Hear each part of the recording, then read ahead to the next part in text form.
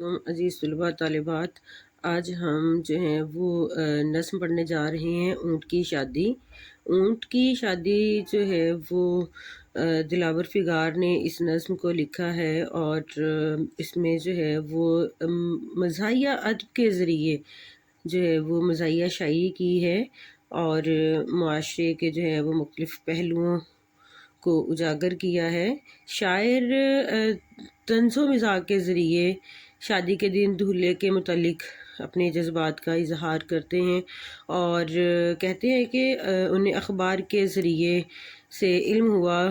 کہ آج ایک اونٹ کی شادی ہے اور وہ بلبلا رہا ہے۔ اونٹ کے گھر میں جو ہے وہ صحرا جو ہے وہ خوشی کا پیغام ہے، اور شاعر کہتے ہیں کبھی کبھی تو یہ صحرا بڑا ہی بے مہار ہو جاتا ہے۔ اور وہ کہتے ہیں کہ جانور جسے ہم ابھی تک جو ہے وہ سواری کا جانور سمجھتے تھے اونٹ کو، اب جو ہے وہ ذمہ داری کا بوجھ بھی اٹھائے گا۔ شاعر کہتا ہے کہ مجھے خوشی ہے کہ اونٹ پہاڑ تلے آ گیا، اور وہ اب پھر آخر پہ اونٹ کو کہتا ہے کہ مجھے اپنی شادی کی تصویر بھیج دو، میں دیکھنا چاہتا ہوں کہ آپ کس کروٹ بیٹھے ہو۔ یہ تو اس نظم کا جو ہے وہ مفہوم تھا، جو اس نظم کی جو ہے وہ تشریح کے مطابق ہے۔ دراصل شاعر اس نظم میں اونٹ کی مثال دے کر ایک لاپرواہ انسان کی شادی کے دن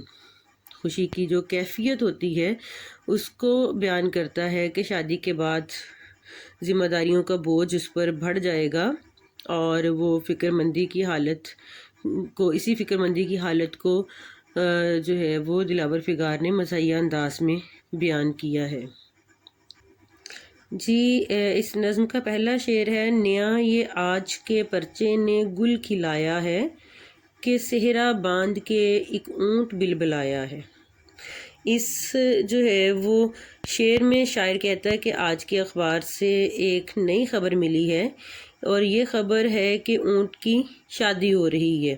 ایک اونٹ کی تصویر چھپی ہے اخبار میں، اور وہ صحرا باندھ کر جو ہے وہ کھڑا ہے، اور شاعر اسی کے متعلق بتا رہے ہیں اخبار میں انوکھی خبر آئی ہے کہ آج ایک اونٹ کی شادی ہو رہی ہے، اور اونٹ باقاعدہ صحرا باندھ کر خوش و خرم اپنی شادیوں کی تیاریوں میں مصروف ہے، اور خوشی کا اظہار باقاعدہ آواز نکال کر رہا ہے۔ بلبلانا، آواز نکالنا، اونٹ کے جو ہے وہ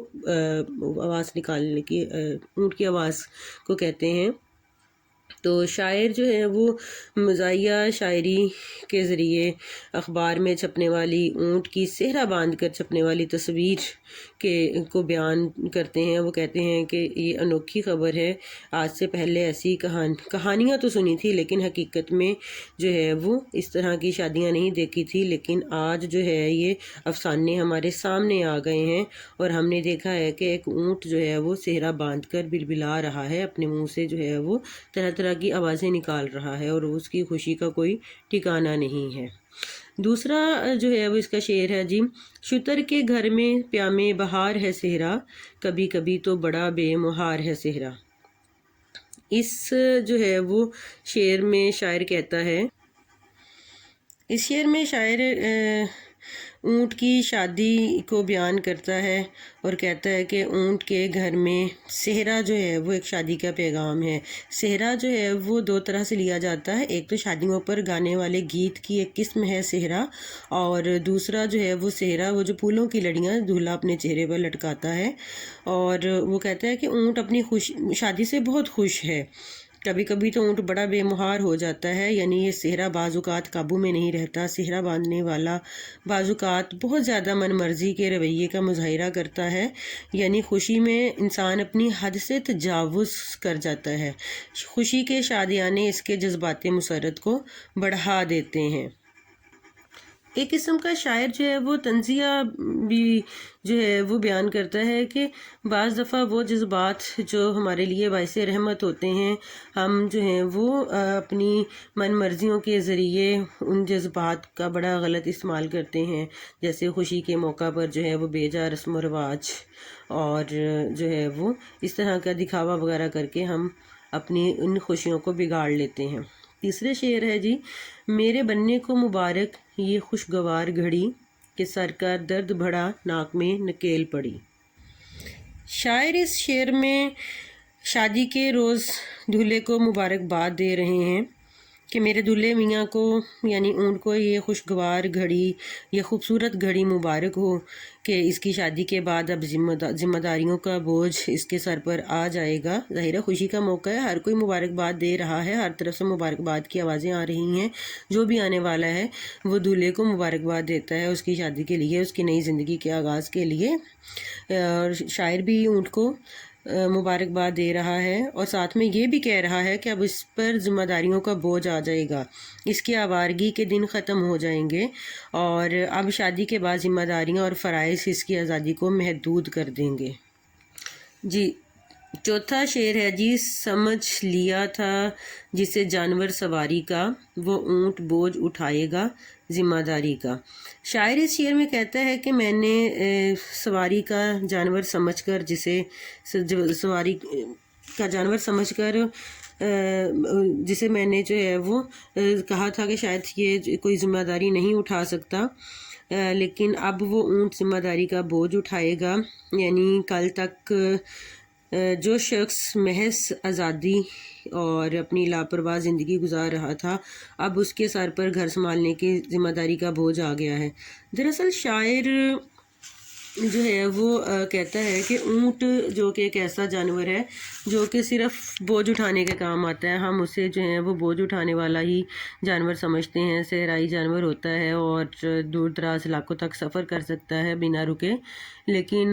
جو ہے وہ اب شادی کا بوجھ اٹھائے گا۔ اب شادی جو ہے وہ ظاہر ہے اللہ تعالیٰ نے انسانوں کو شرف بخشا ہے کہ وہ رشتہ ازدواج میں منسلک ہوتے ہیں اور اپنی ذمہ داریاں اٹھاتے ہیں۔ ذمہ داریوں کو بوجھ تو بڑے بڑوں کو ہلا دیتا ہے اور یہ بیچارہ بے زبان معصوم جانور جو ہے وہ اتنا بڑا بوجھ کیسے اٹھائے گا۔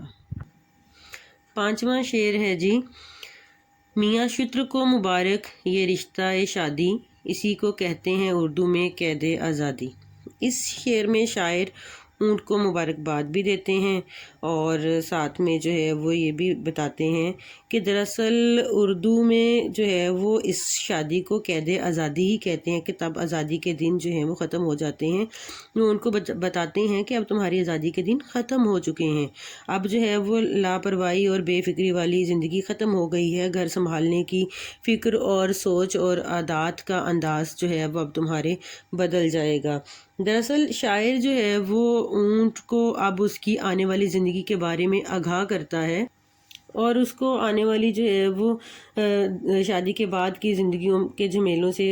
خبردار کرتا ہے اور اپنے تجربے کی بنا پر بتاتا ہے کہ اصل میں اب جو ہے وہ تمہاری تمام آزادی جو ہے وہ سلب ہو جائے گی، اب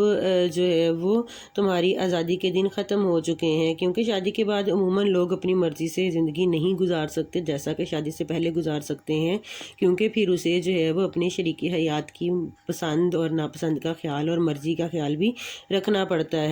اور اس کی ہر بات میں جو ہے وہ اپنی شریک حیات کا مشورہ ضروری ہوتا ہے۔ اس لیے شاعر جو ہے وہ کہتے ہیں کہ اردو میں اس کو قید آزادی کہتے ہیں، ٹھیک ہے، کہ آزادی جو ہے وہ اس میں ختم ہو جاتی ہے، اپنی من مرضیاں ختم ہو جاتی ہیں۔ اگلا جو ہے ہمارے پاس شعر ہے وہ کہتے ہیں جی، میاں شتر نئی گاڑی لیے سفر کو چلے، مجھے خوشی ہے کہ تم آ گئے پہاڑ تلے۔ اب اس شعر میں شاعر جو ہے وہ دولہے میاں کو مبارکباد بھی دیتے ہیں اور کہتے ہیں کہ اونٹ میاں کے لیے نئی گاڑی سفر کے لیے آ گئی ہے اور یعنی دولہے کو تو نئی گاڑی میں سفر کرنے کی خوشی ہوگی، مگر مجھے اس بات کی خوشی ہے کہ وہ ذمہ داریوں کے پہاڑ کے نیچے آ گیا ہے اور یوں ذمہ داریوں کو نبھانے کے لیے اس کی لاؤبالی کے دن ختم ہو گئے ہیں۔ اب دیکھیں شادی ہے، ظاہر ہے شادی میں دولہا جو ہے وہ گاڑی کو سجاتا ہے، بہت خوبصورت جو ہے وہ پھول اور رنگ برنگی جو ہے وہ چیزوں سے اس کو آراستہ کرتا ہے تاکہ وہ اپنی دلہن کو بیاہ لائے، دلہن کو لے آئے۔ تو شاعر بھی جو ہے وہ اونٹ کو کہتا ہے کہ میاں اونٹ تمہیں تو اس بات کی خوشی ہے کہ تم نئی گاڑی میں بیٹھ کر اور سجی ہوئی جو ہے وہ گاڑی میں بیٹھ کر اپنی شریک حیات کو لے آؤ گے، لیکن مجھے خوشی ہے کہ اب تمہیں جو ہے وہ آٹے دال کا بھاؤ پتہ چل جائے گا، تمہیں جو ہے وہ پتہ چلے گا کہ کیسے جو ہے وہ گھر چلاتے ہیں۔ اگلا شعر ہے جی، مجھے بیاہ کی تصویر بھیج دیں جھٹ پٹ، یہ دیکھنا ہے کہ بیٹھے ہیں آپ کس کروٹ۔ اس شعر میں شاعر دولہے کے نام ایک پیغام دے رہا ہے، وہ کہتا ہے کہ مجھے اپنی شادی کی تصویر جلد از جلد بھیج دیں۔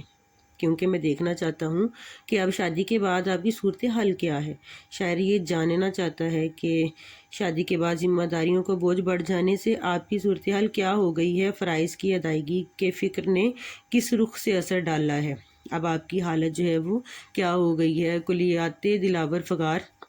جو ہے وہ ماخذ ہے۔ تو امید کرتی ہوں کہ آپ کو نظم اونٹ کی شادی کا مفہوم سمجھ آ گیا ہوگا اور آپ آسانی سے اس کی تشریح جو ہے وہ لکھ کر بورڈ میں اچھے نمبر لے سکتے ہیں۔